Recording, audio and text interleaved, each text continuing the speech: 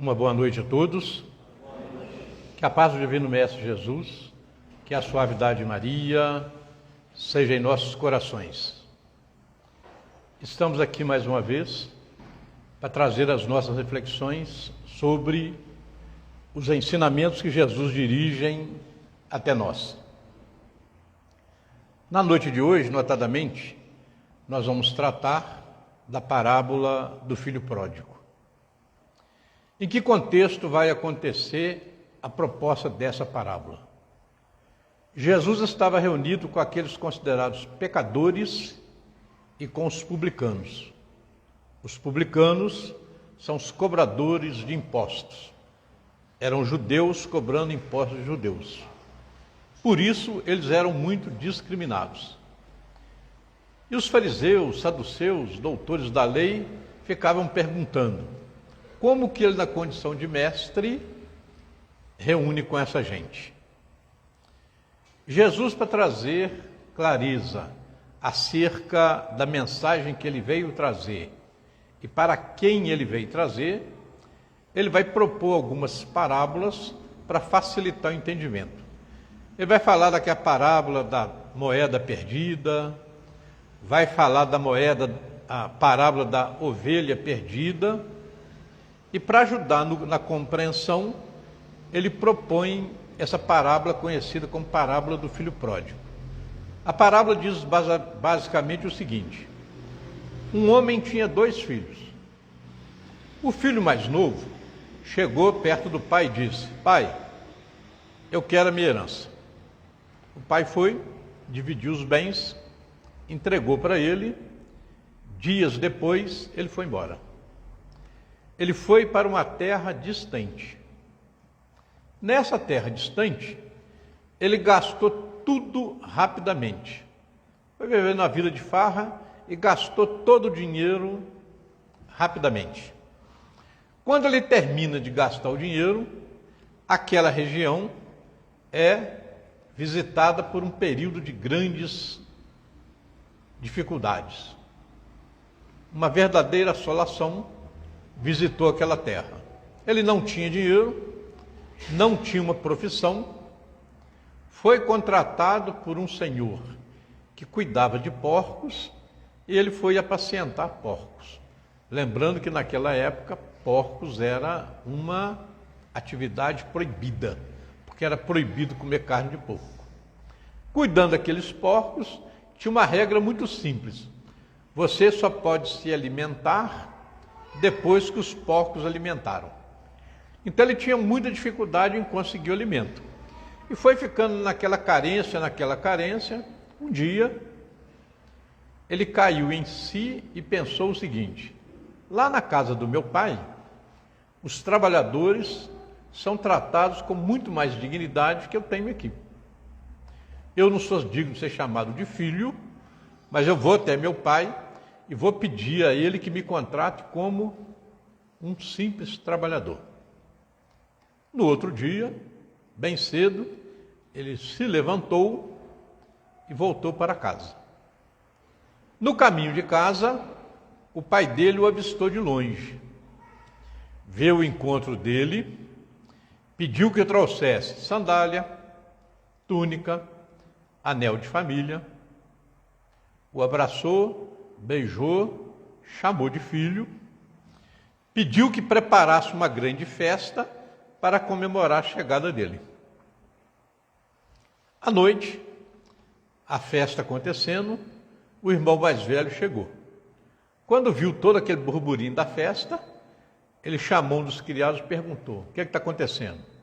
O seu irmão que estava desaparecido voltou, e seu pai está fazendo uma festa para ele. O irmão mais velho não quis entrar em casa, o pai dele foi até lá fora para ponderar para ele o que estava acontecendo. E ele imediatamente reclamou: eu que sempre estive aqui, eu que nunca deixei o senhor sozinho, para mim o senhor não deu nenhum cabrito para fazer festa com meus amigos, mas para esse aí que está sumido, o senhor pediu para pegar um novilho cevado para fazer a festa. E o pai ponderou: esse aí estava perdido, foi encontrado. Estava morto e reviveu. Ao passo que você sempre esteve aqui comigo. Então nós vamos analisar alguns aspectos dessa parábola. É uma parábola riquíssima essa parábola. Primeiro aspecto, um pai tinha 2 filhos.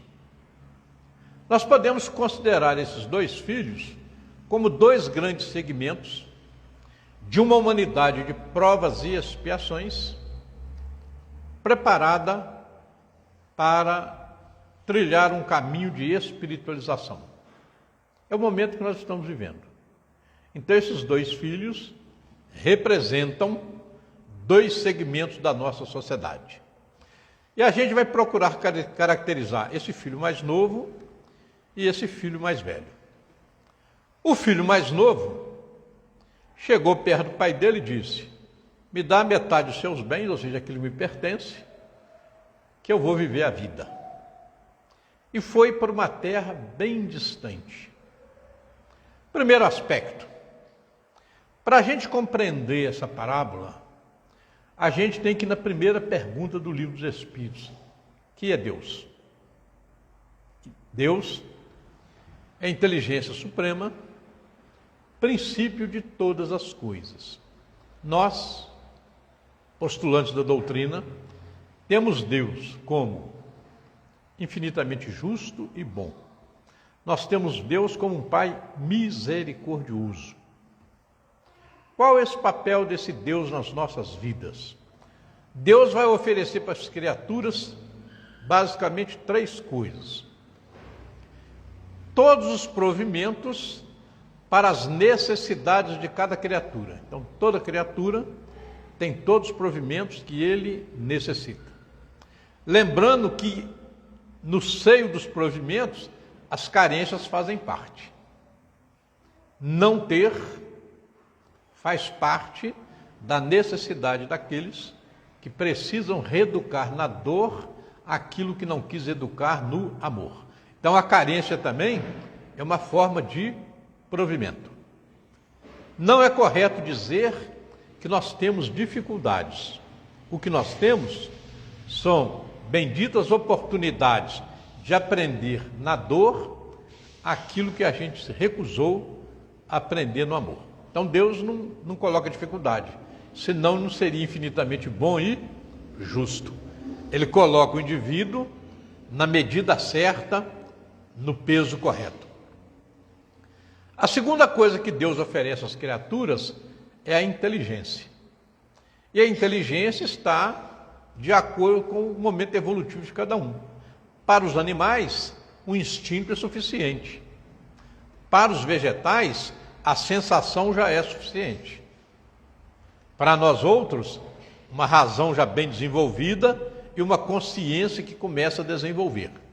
Então nós temos inteligência, Deus nos dá inteligência.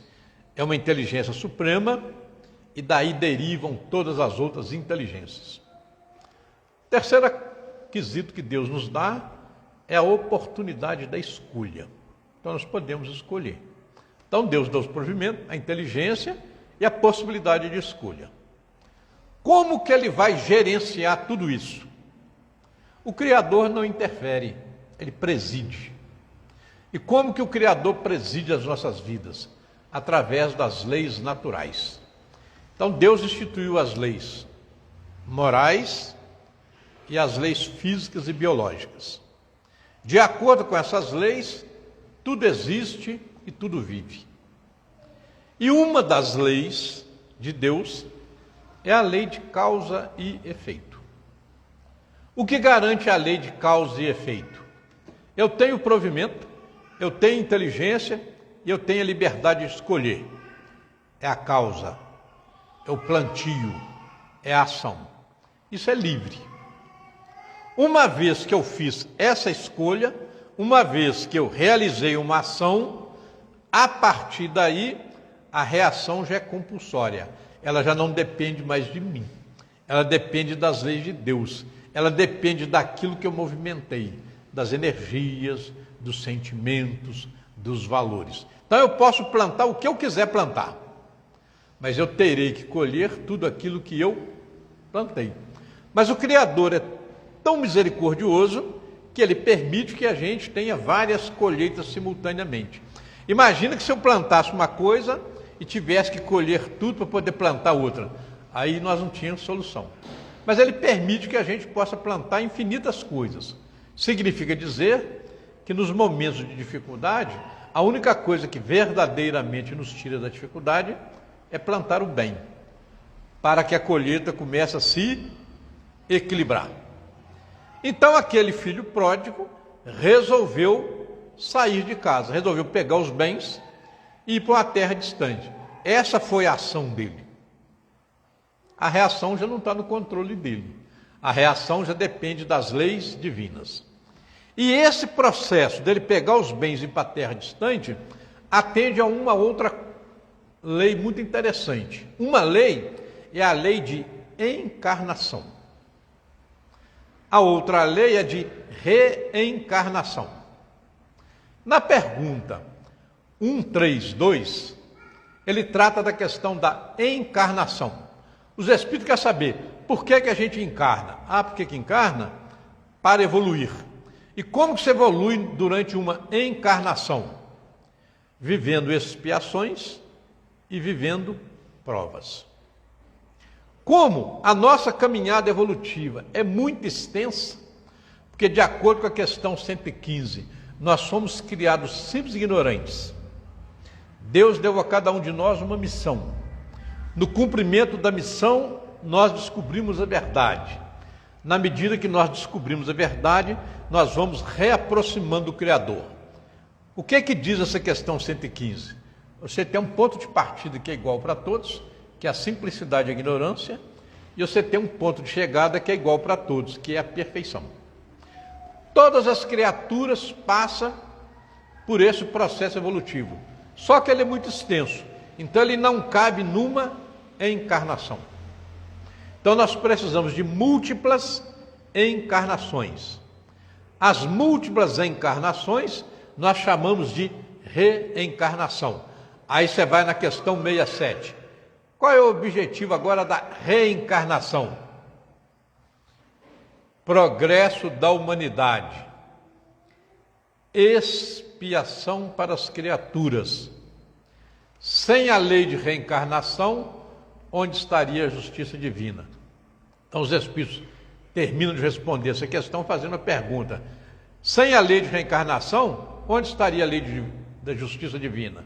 Ou seja, ao longo das infinitas existências, compondo a única vida que nós temos, todos nós passaremos pelas mesmas coisas.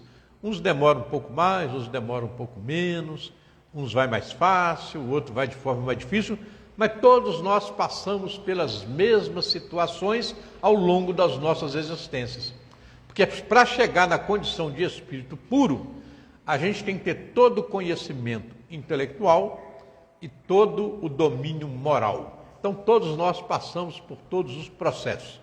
Então quando aquele filho mais novo resolveu sair de casa, aquilo representa uma das nossas existências, uma das nossas encarnações.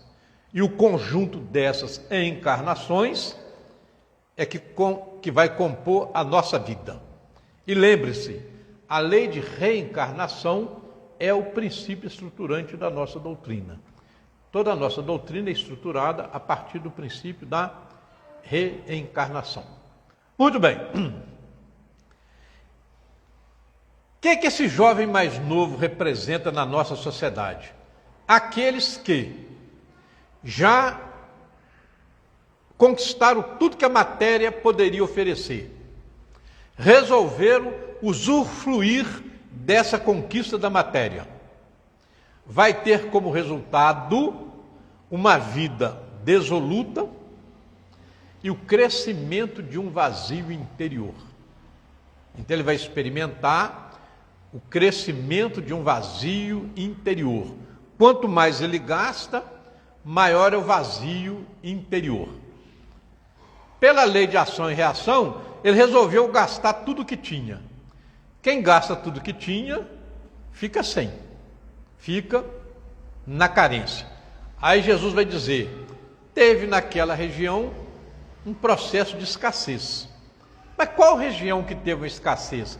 Onde ele morava ou a região do seu campo vibracional? Ou a região do seu mundo íntimo? Então, a escassez é no mundo íntimo daquele indivíduo. Perante a escassez, ele vai pedir ajuda. Como ele foi irresponsável para gastar o que tinha, o único trabalho que ele arrumou foi um trabalho de contravenção, que foi cuidar de porcos. Esse cuidar de porcos pode parecer como um castigo. Não. Esse cuidar de porcos está atendendo. Tudo que nós fazemos tem os atenuantes e os agravantes. É interessante observar que o papel dos atenuantes e dos agravantes é o mesmo. É nos colocar de acordo com o nosso peso e com a nossa medida. Esse é o papel das atenuantes e dos agravantes. Eles nos levam para o mesmo lugar.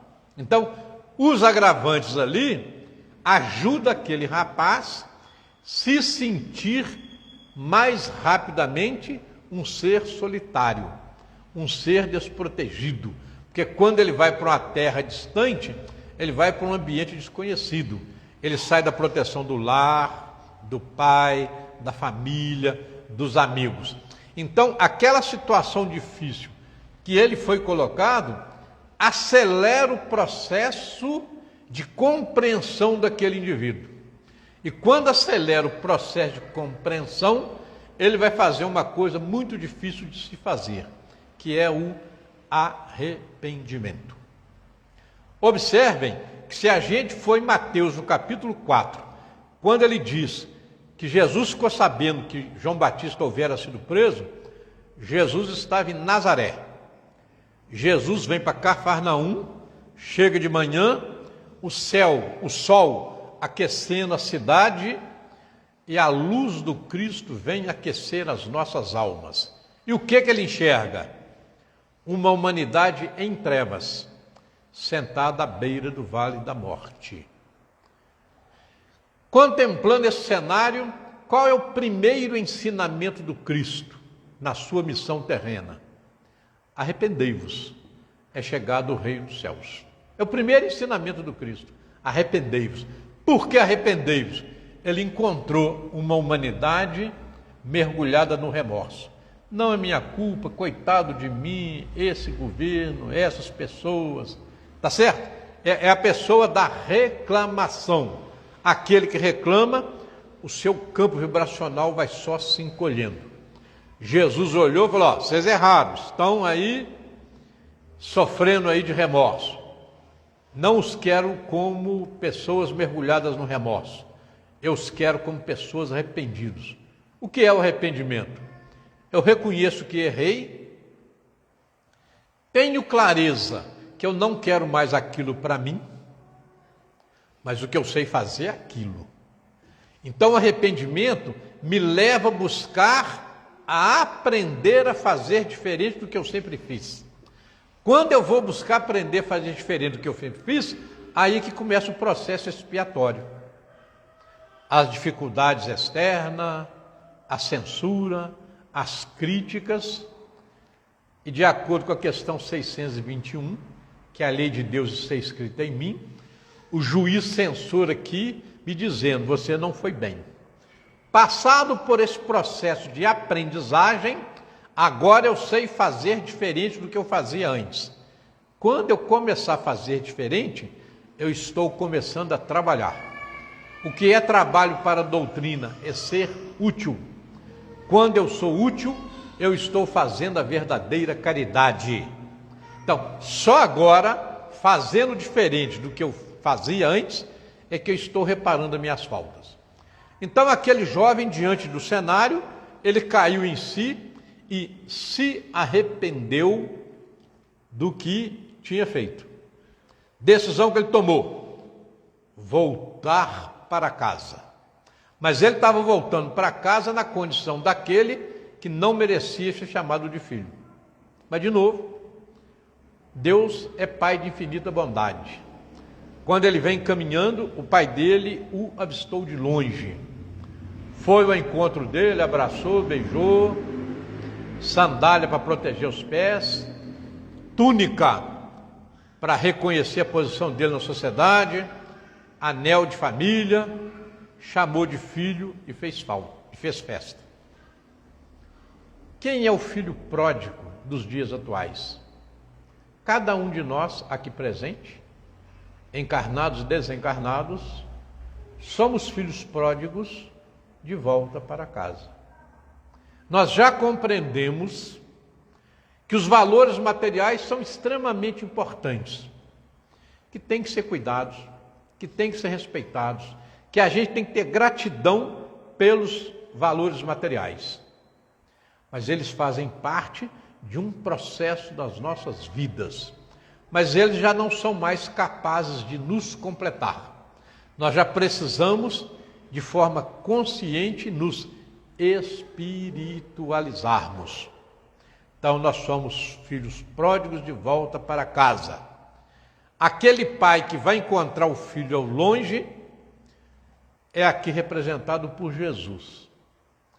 Isso significa dizer que Jesus não nos quer prontos para o trabalho. Jesus quer nos ver trabalhando para que fiquemos prontos. Essa é a proposta do Cristo. Então, aquele jovem volta para casa e aí vai fazer festa. O irmão mais velho, que nunca saiu de casa, sempre ali trabalhando, sempre ali cumprindo a lei, cumprindo as tradições de família, está ali tomando conta. Quando ele viu a festa, ele chamou o servo. Por que ele não chamou o pai? Por que ele não chamou o pai? Porque esse filho mais velho, ele representa uma característica muito forte em nós.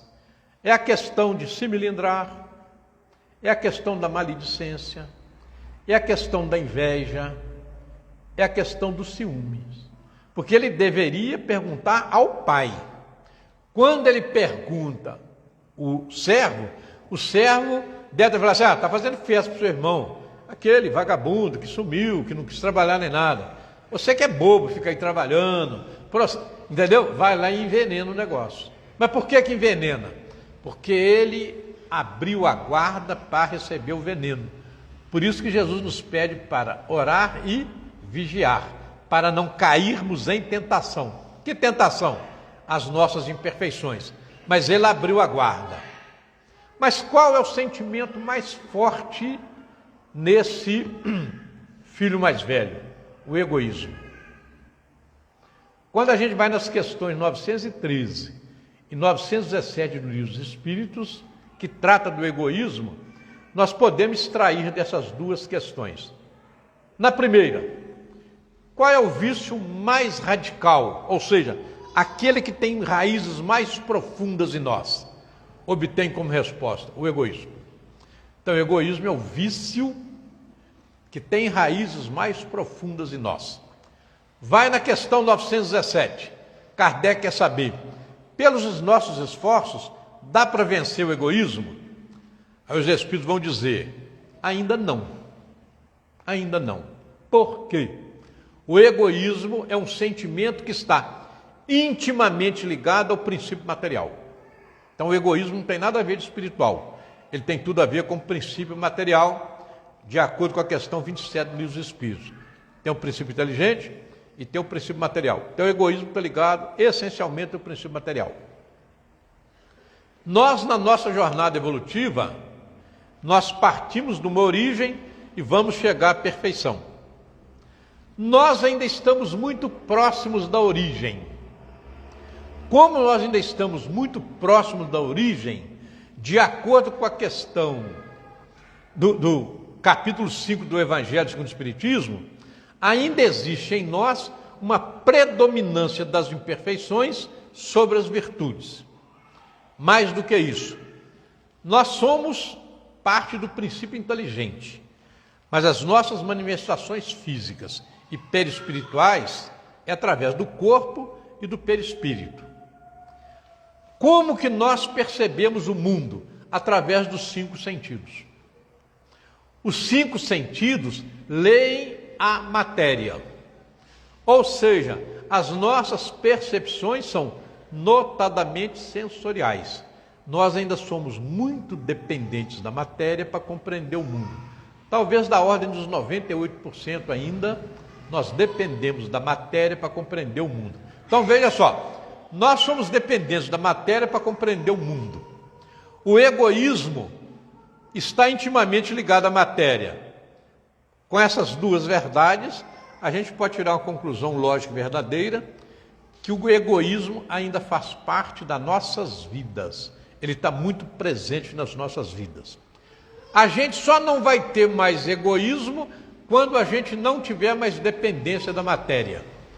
E nós só não teremos mais dependência da matéria quando formos espíritos puros.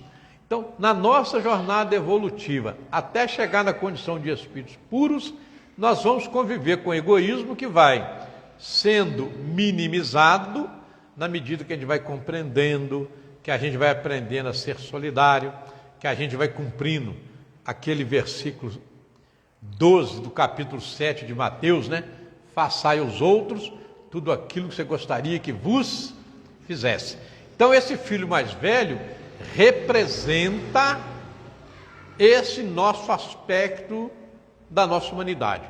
Então na nossa humanidade tem o filho mais novo e tem o filho mais velho. Em nós, em cada um de nós, considerando que arrependei-vos, que o reino dos céus é chegado, aonde está o reino dos céus? Em nós. Só que em nós ainda tem uma predominância das imperfeições. Quem é o filho novo em nós? São as virtudes que nós já alcançamos. Quem é o filho mais velho em nós? Somos aquelas imperfeições que nós precisamos vencer.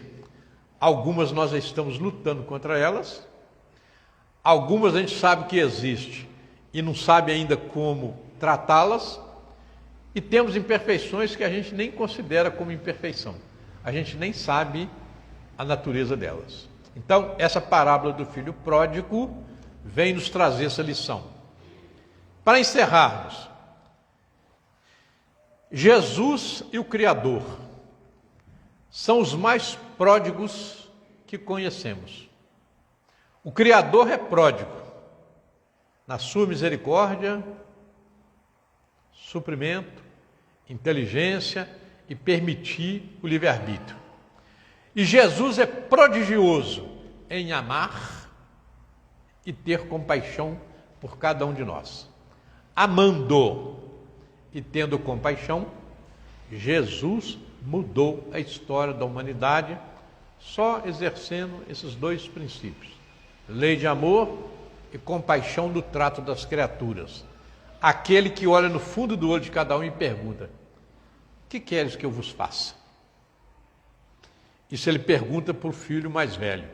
E para nós, na condição de filho mais novo, ele já faz a pergunta diferente: que tens a me oferecer? Essa pergunta é muito mais grave do que a primeira: que tens a me oferecer? E sempre ofereceremos a ele o que é mais forte em nós. E o que é mais forte em nós ainda são as nossas imperfeições. E ele nos ajuda a colocarmos essas imperfeições a nosso serviço. Que a paz desse divino Mestre Jesus seja em nossos corações hoje e sempre, e que assim seja.